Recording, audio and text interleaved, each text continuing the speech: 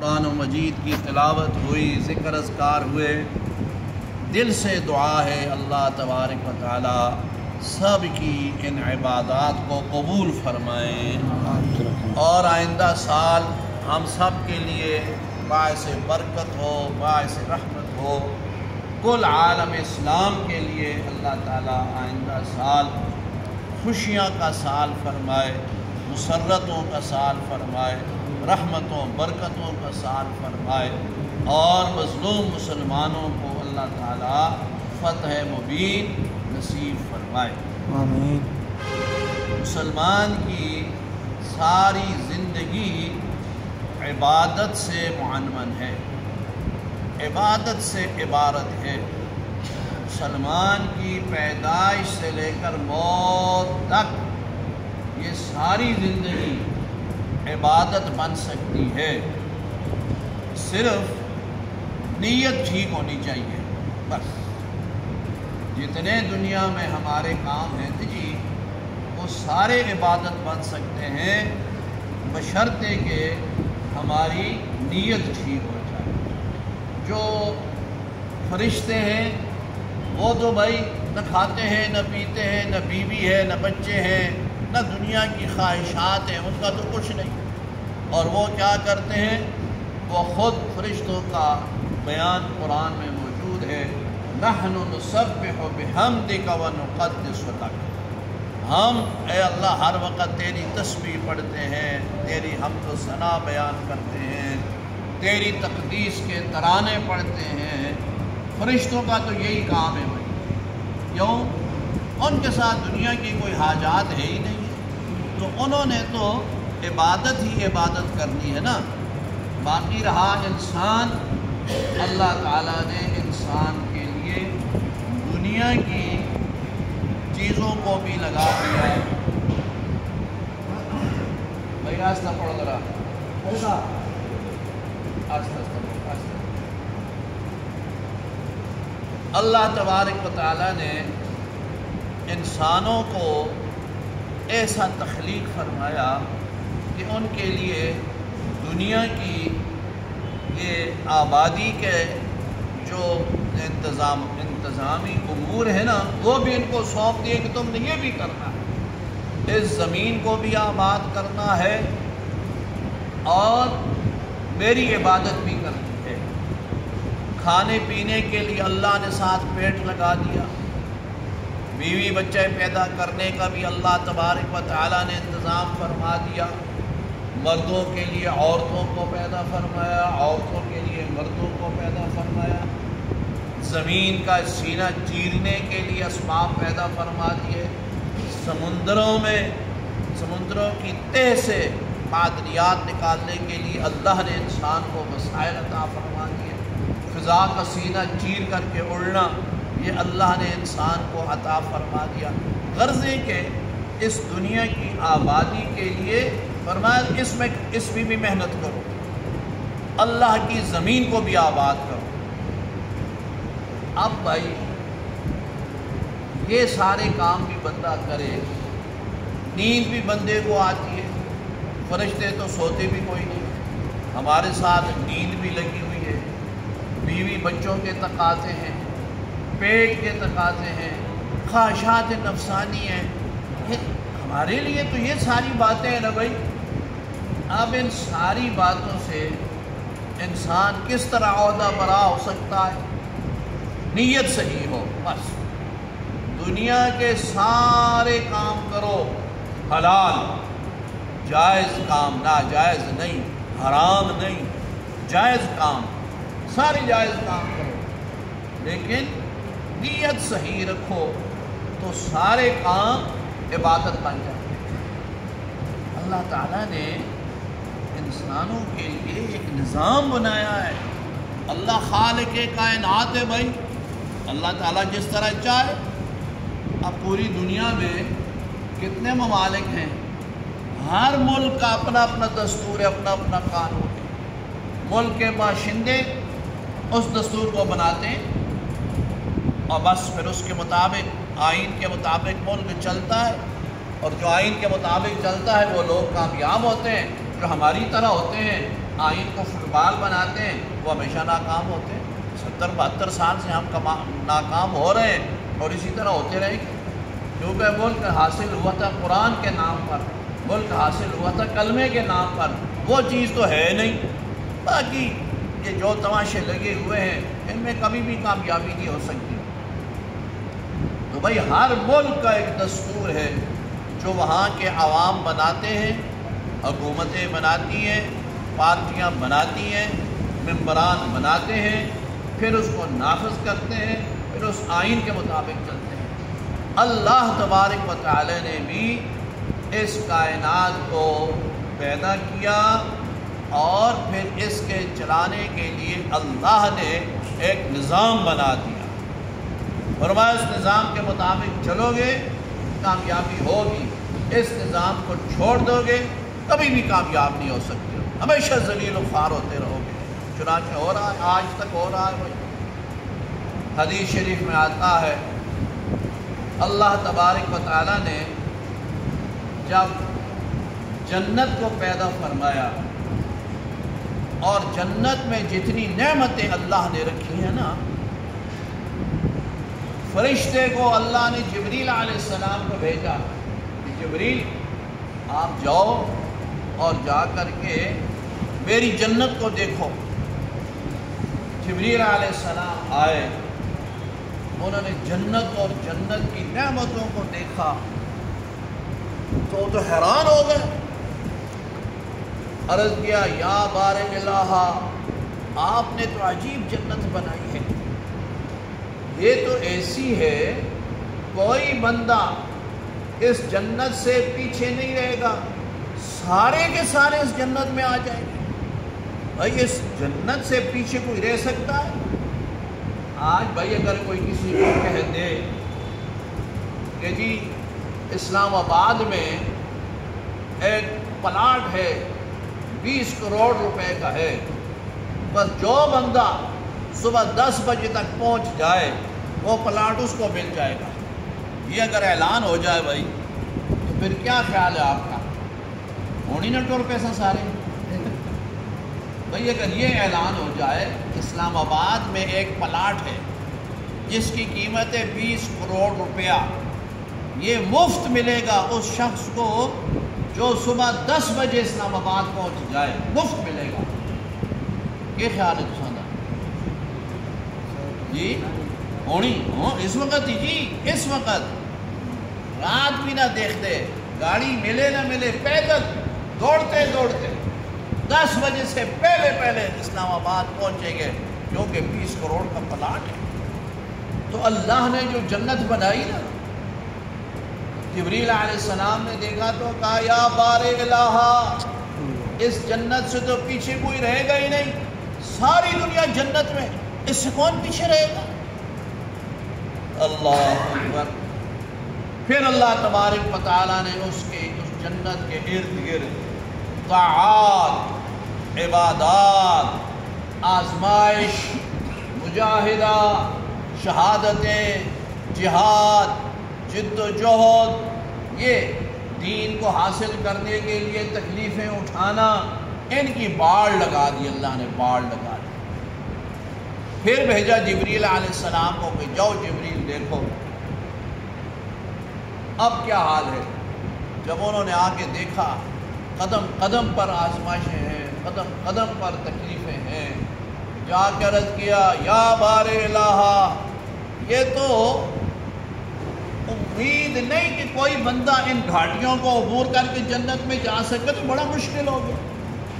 ان ساری مشکلات کو پورا کرتے ہوئے، ان گھاٹیوں کو عبور کرتے ہوئے جنت میں کون جائے گا؟ ڈالنا تو بڑا مشکل ہو گیا۔ پھر اللہ تبارک و تعالیٰ نے جہنم پیدا کی، اور اس جہنم کے اندر جو اللہ نے عذاب رکھے، جبریل علیہ السلام کو بھیجا جاؤ دیکھو جہنم اور اس کے عذابوں کو دیکھو۔ انہوں نے آ کے مشاہدہ کیا، واپس جا کے عرض کیا کہ یا اللہ، یہ تو آپ نے ایسی مہیب چیز بنائی ہے، یہ تو خالی رہے گی، یہاں کون آئے گا؟ کوئی عقل مند کیا بے وقوف بھی ادھر نہیں آ سکتا، پاگل بھی ادھر نہیں آئے گا، کوئی آتا ہے؟ ایسی آگ، ایسی مہیم آگ اور ایسے عذاب، یا اللہ یہ تو جہنم خالی رہے گی۔ اللہ تبارک و تعالیٰ نے اس کے ارد گرد خواہشات نفسانی، عیاشیاں، ڈانس، گانے، نافرمانیاں، شراب، نائٹ کلب اور حرام، رشوت، اس کی باڑ لگا دی کہ جو اب دیکھو، جا کے دیکھا تو تماشے لگے ہوئے ہیں، کیا کیا عرض کیا یا اللہ اب تو سارے ہی اس میں چلے جائیں گے، اب تو اس جہنم سے شاید ہی کوئی بچ سکے، ورنہ یہ ناچ گانا، یہ تماشے، یہ عورتوں کے ناچ، یہ ننگے ناچ، یہ ڈانس، اور یہ اللہ یہ تو ایسی چیز ہے اب شاید ہی کوئی ایمان والا اس سے بچے، تو ساری جہنم میں داخل ہو جائیں گے۔ آج وہی حال ہے بھائی، آج دیکھ لو مسجدوں کی آبادی بھی دیکھ لو اور باقی جگہوں کی آبادی بھی دیکھ لو۔ ابھی یعنی تبلیغ کے لیے وقت لگانا، ویسے دین کے لیے وقت لگانا، پیسہ لگانا کتنا مشکل ہے، لیکن دور دور سنگلاخ چٹانوں میں، سنگلاخ پہاڑوں میں، بڑی بڑی دور جگہ ہیں، کیلاش ہو گیا، شندور ہو گیا، کہاں ہیں کہ وہ علاقے، اور کتنے خطرناک رستے ہیں۔ جب میلے ہوتے ہیں تو سارے پاکستان سے لوگ دوڑتے ہیں، لاکھوں نہیں بلا مبالغہ کروڑوں روپیہ لوگ پوری جماعتیں مل کر کے لگا دیتی ہیں۔ ایک پوسٹر جائے جناب تو کتنے پیسے لگ جاتے ہیں، کتنا مشکل پرپیچ راستہ، لیکن ہوتا کیا ہے؟ عیاشی، ناچ گانا، تکلیفیں اٹھاتے ہیں، گاڑیاں دریاؤں میں گرتی ہیں، گاڑیاں خراب ہو جاتی ہیں، پیدل چلنا پڑتا ہے، بڑی مشکلات ہوتی ہیں، لیکن ایک مزہ ہے، ایک عیاشی ہے، ایک فحاشی کا سیلاب ہے، اس میں سارے دوڑتے ہیں۔ تو جبریل علیہ السلام نے عرض کیا کہ یا اللہ اب تو مجھے ڈر ہے کہ جہنم سے پیچھے رہے گا ہی کوئی نہیں، سارے کے سارے دوڑ کر کے اچھل کے جہنم میں چلے جائیں گے۔ تو میرے بھائیو اور عزیزو، یہ ہے اصل چیز کہ اس دنیا کو اللہ نے دار العمل بنایا اور فرمایا یہاں وہ اعمال کر لو جس کی وجہ سے تم جنت میں جاؤ، اور ان اعمال سے بچو جن کی وجہ سے تم جہنم میں جانے کے مستحق ہو جاؤ گے۔ اللہ تعالیٰ سب کو جہنم اور جہنم کی پڑھاس سے بھی محفوظ فرمائے، اور بلا حساب کتاب کے، بلا استحقاق کے اللہ تعالیٰ محض اپنے لطف و کرم اور اپنی رحمت سے سب کو جنت میں داخلہ نصیب فرمائے۔ تو میرے بھائی اور عزیزو، انسان کو اللہ نے ایسا بنایا کہ اس زمین کو آباد کرنے کا حکم دیا، انی جاعل فی الارض خلیفہ، اس لیے تم نے کھیتی باڑی بھی کرنی ہے، تم نے مکانات بھی بنانے ہیں، تم نے تجارت بھی کرنی ہے، تم نے حکومتیں بھی کرنی ہیں، تم نے دنیا کے یہ سارے کام کرنے ہیں، لیکن حلال اور جائز شریعت کے مطابق تم کرو گے، تمہارا کھانا پینا سونا جاگنا چلنا پھرنا تجارت سیاست ساری چیزیں عبادت بن جائیں گی، تمہیں ثواب ملتا رہے گا، کیونکہ ہم نے یہ کام تو ہمارے ذمہ لگا دیا گیا ہے جی۔ اللہ تعالیٰ فرماتے ہیں ما انا بظلام للعبید، میں بندوں پر ظالم نہیں ہوں کہ ان کو کسی کام کا حکم کروں اور پھر وہ کریں اور صحیح کریں تو اجر نہ دوں، ایسے نہیں ہو سکتا۔ ایک اہل اللہ میں سے ایک بزرگ گزرے ہیں، ان کے کسی مرید نے مکان بنایا، جب مکان تیار ہو گیا تو اس نے اپنے حضرت صاحب کی خدمت عرض کیا، حضرت جی آپ تشریف لائیے میرے مکان میں، خیر و برکت کی دعا فرما دیں۔ حضرت تشریف لے گئے، انہوں نے دیکھا ماشاءاللہ بڑا اچھا مکان ہے، بڑا خوبصورت مکان ہے، ساری چیزیں ٹھیک ہیں۔ روشن دان کو دیکھا، فرمایا روشن دان کس لیے رکھا ہے؟ یہ کس لیے رکھا ہے روشن دان؟ وہ کہنے لگا حضرت یہ تازہ ہوا آئے اور روشنی بھی آئے، اس کا مقصد یہ ہے۔ تو دیکھو اللہ والوں کی باتیں ہوتی نا، فرمایا او اللہ کے بندے، اگر تو روشن دان اس نیت سے رکھتا کہ اذان کی آواز اندر آئے تو تیرا روشن دان رکھنا عبادت بن جاتا، تجھے روشن دان رکھنے کا ثواب مل جاتا، روشنی بھی آتی، تازی ہوا بھی آتی۔ بھئی اذان کی آواز آئے تو روشنی اور تازہ ہوا بند ہو جاتی ہے؟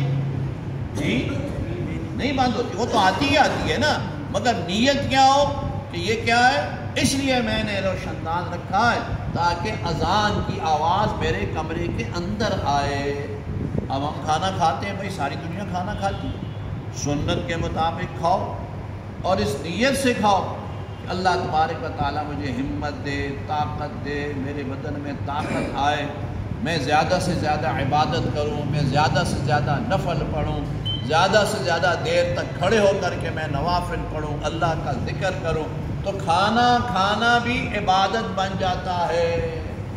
پانی پیتے ہیں، اللہ کی نعمت ہے، اللہ کا حکم ہے کلوا واشربوا، اور یہ اللہ کی نعمت سمجھ کے میں پی رہا ہوں، اس لیے پیتا ہوں میری پیاس دور ہو جائے، اللہ کی نعمت کا میں شکر ادا کر سکوں، اور پھر میرے بدن میں قوت اور طاقت ہو اور میں نماز پڑھوں، کھڑے ہو کر کے پڑھوں، میں روزے رکھوں، میں یہ کروں، میں وہ، اس نیت سے ہمارا کھانا پینا بھی کیا بن جائے گا بھائی؟ عبادت بن جائے گا۔ دیکھو انبیاء علیہ السلام نے کھانا پینا کیا کہ نہیں کیا؟ تو نبی کا کوئی کام عبادت کے بغیر ہو سکتا ہے بھائی؟ کوئی یہ کہہ سکتا ہے کہ حضور نے یا دوسرے انبیاء علیہ السلام نے جو کام کیے تھے وہ عبادت نہیں تھے؟ سارے کام عبادت تھے۔ وما ارسلنا قبلک من المرسلین الا انہم لیاکلون الطعام ویمشون فی الاسواق، کھانے کھاتے تھے، بازاروں میں چلتے پھرتے تھے، دنیا کے کام کرتے تھے، تجارت بھی کرتے تھے، شادیاں بھی کرتے تھے، اللہ ان کو اولادیں بھی دیتا تھا، گھر بھی تھا، بار بھی تھا، یہ سارے کام انبیاء علیہ السلام نے کیے۔ تو انبیاء علیہ السلام کے جتنے کام تھے میرے بھائیوں اور عزیزوں، وہ سارے کے سارے عبادت تھے کہ نہیں عبادت تھے؟ سارے عبادت تھے نا۔ اسی طرح ہم اگر سارے کام جائز طریقے پر کریں، ناجائز نہیں، حلال کریں، حرام نہیں، تو وہ کام دنیا کے ہمارے عبادت بن جاتے ہیں۔ لیکن یہ ساری چیزیں کہاں سے حاصل ہوگی؟ جب ہم اللہ کا ذکر کریں گے۔ اس لیے میں نے آیت پڑھی، اس میں اللہ تعالیٰ کیا فرماتے ہیں؟ انما المؤمنون الذین اذا ذکر اللہ وجلت قلوبہم، بے شک ایمان والے وہ ہیں جب ان کے سامنے اللہ کا ذکر کیا جائے، اللہ کو یاد کیا جائے تو ان کے دل ڈر جاتے ہیں، دلوں میں خیال آتا ہے کہ اللہ کا نام آ گیا، میرے رب کا نام آ گیا، اللہ۔ یہ جب وہ خود اللہ کا نام لیتے ہیں یا ان کے سامنے اللہ کا نام آ جائے، وجلت قلوبہم، ان کے دل ڈر جاتے ہیں۔ وَإِذَا تُلِيَتْ عَلَيْهِمْ آيَاتُهُ زَادَتْهُمْ ایمانا، اور جب ان پر اللہ کی آیتیں پڑھی جاتی ہیں ان کا ایمان بڑھنا شروع ہو جاتا ہے، ایمان بڑھتا ہے، ایمان میں زیادتی ہوتی ہے، ایمان میں حلاوت پیدا ہوتی ہے، ایمان کی مٹھاس اور ایمان کی لذت ان کو نصیب ہوتی ہے، پھر عبادات میں ان کو لطف آتا ہے، پھر عبادات میں ان کو مزہ ملتا ہے، پھر عبادات سے ان کا دل تنگ نہیں ہوتا بلکہ زیادہ سے زیادہ عبادت کی توفیق ملتی ہے۔ اور یہ ساری چیزیں ہوتی ہیں میرے بھائیو اور عزیزوں اللہ کے ذکر کے ساتھ۔ یہ جو اللہ کا ذکر کرنے کے لیے ہم بیٹھ جاتے ہیں ہفتے میں ایک دفعہ، یہ اللہ تعالیٰ کا بہت بڑا احسان سمجھو، یہ اللہ تعالیٰ کی بہت بڑی مہربانی ہے کہ اللہ تعالیٰ ہمیں اتنی بڑی آبادی میں ہم چند لوگوں کو یہ توفیق دیتے ہیں کہ ہم نماز پڑھ کے اللہ کے گھر میں بیٹھ جاتے ہیں اور تھوڑی دیر اللہ کو یاد کر لیتے ہیں۔ اللہ تعالیٰ اس مجلس کے جتنے بھی رحمتیں، برکتیں اور اس کی نعمتیں، سعادتیں ہیں، وہ اللہ تبارک و تعالیٰ سب کو نصیب فرمائے اور زیادہ سے زیادہ اپنا نام لینے کی توفیق عطا فرمائے۔ أعوذ بالله من الشيطان الرجيم.